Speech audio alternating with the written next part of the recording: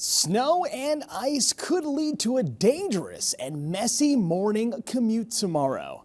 But first, Nassau Democratic lawmakers are suing County Executive Bruce Blakeman.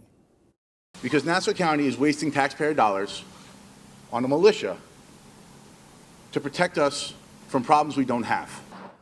The program allows for gun-licensed residents to become special deputies that would be called in during emergencies. The first class of recruits graduated in December. Now, in response, Blakeman says this is, quote, defaming the volunteers. And President Donald Trump has signed an executive order to ban transgender athletes from women and girls sports. The order is titled Keeping Men Out of Women's Sports. Nassau County Executive Bruce Blakeman tried to put a similar ban into place at county facilities last year.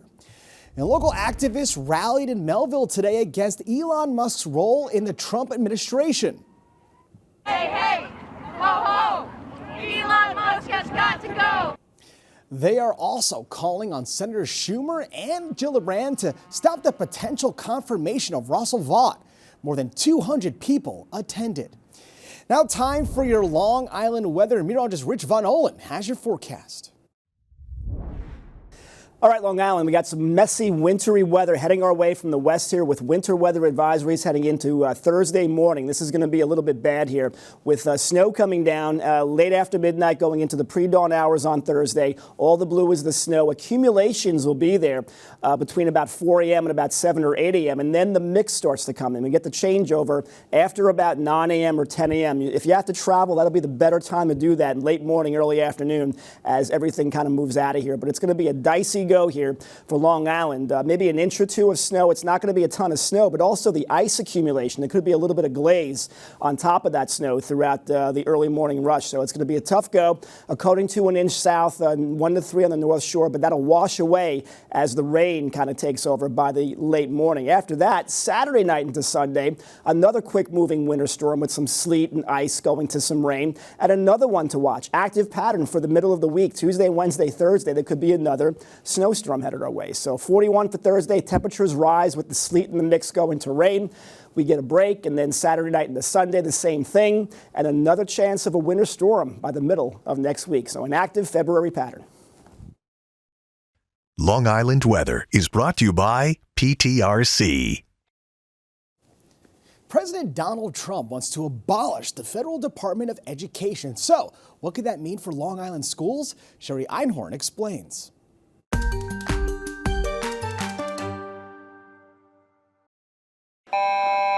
President Trump said on the campaign trail that he wants to get rid of the federal education department and give states more power over schools.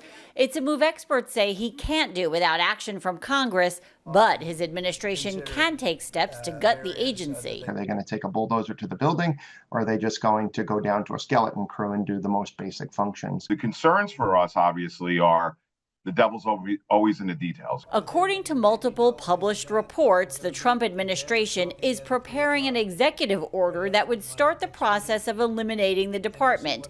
What that means for Long Island schools and students remains to be seen.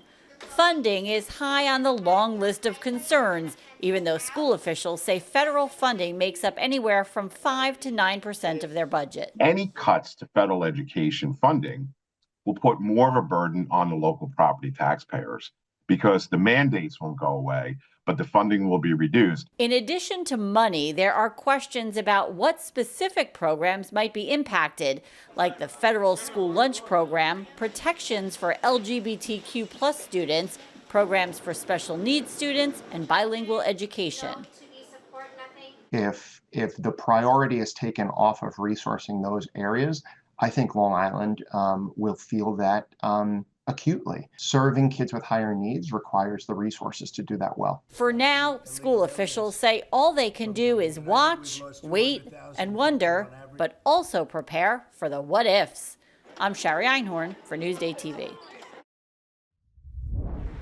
So it seems lots of chain restaurants are closing on Long Island. To shed some light on this, we have Newsday business reporter Victor Ocasio. So Victor, what's going on with these restaurants? Well, what we saw in 2024 was it was a very difficult year for casual chains across the country.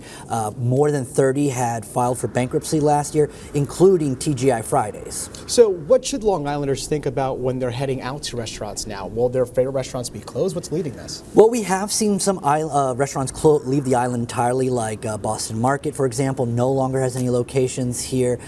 Others, like Carrabba's, also no locations on the island. So to an extent, some of their favorite restaurants may have fewer locations locally. What's the reason for this closure? There are several reasons. In certain cases, it's because of the way capital is being handled by these restaurant chains. You know, these are large corporations after all. In other cases, rising food costs makes it difficult. Insurance, high insurance rates are also a major factor that the restaurants are faced with these days. So what's going to happen next? It's a little difficult to tell at this point exactly. Some restaurants like Chili's are doing things to try to turn it around, paring down their menu options. That way they can sort of cut costs in that way. But it's too soon to tell exactly what will be coming down. All right, well, thank you so much, business reporter Victor Ocasio here at Newsday, and thank you so much for joining us.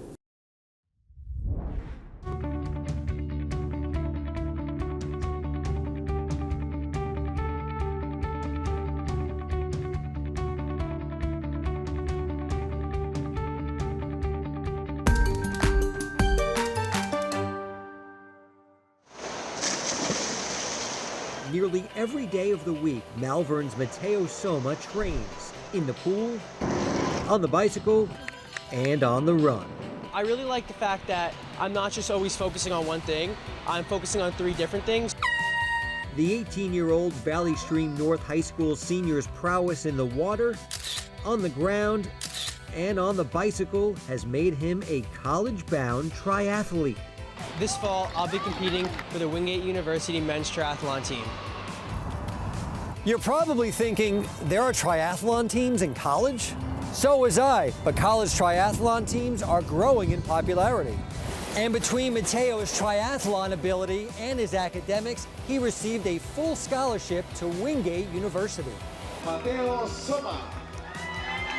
He is very interested in the sport, more so than a lot of other kids. Catch him, Mateo. Mateo has competed in more than 30 triathlons, and besides his constant success, Mateo Soma. There's another constant in his life, his family. Go, Mateo! Go, Mateo! Go, Mateo! Go, Mateo, go! What do you always say? Go Mateo. It's go Mateo, go. Go Mateo, go. Yes, go Mateo, go. If we look back 2.5 years ago, would never imagine we'd be at this point right now. I've traveled to Spain, have him compete globally. He was always into running, into swimming, but just never thought that we would be here today. You gotta move, buddy. Move. Neither did Mateo's high school buddies. They get pretty surprised because, like you said, not a lot of people know it is in college, but they're also pretty excited for me, and they think it's pretty cool as well for me to do something that I really enjoy for the next 4 years in college as well. For Newsday TV, I'm Jamie Stewart.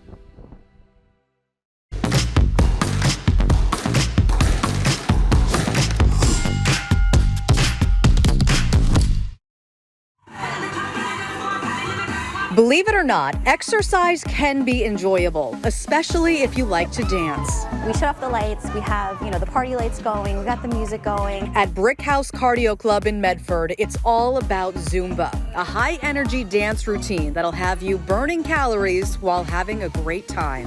I think it's just so much fun. It's way more fun than running on a treadmill, than going on an elliptical, or lifting weights by yourself. I'm out of breath.